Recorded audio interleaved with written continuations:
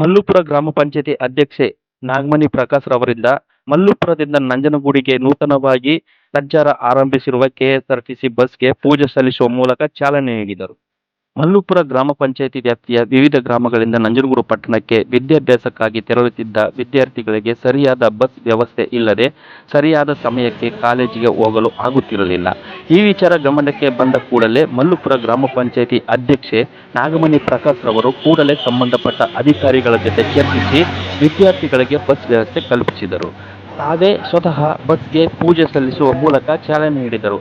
ಈ ಸಂದರ್ಭದಲ್ಲಿ ಪ್ರಕಾಶ್, ಸಿದ್ದನಾಯ್ಕ, ಮಲ್ಲೇಗೌಡ, ಮಾಜಿ ಸದಸ್ಯ ರಾಜಪ್ಪ, ಮಹೇಶ್, ದೀಪಕ್, ಆದರ್ ಸೇರಿದಂತೆ ಮತ್ತಿತರರು ಹಾಜರಿದ್ದರು.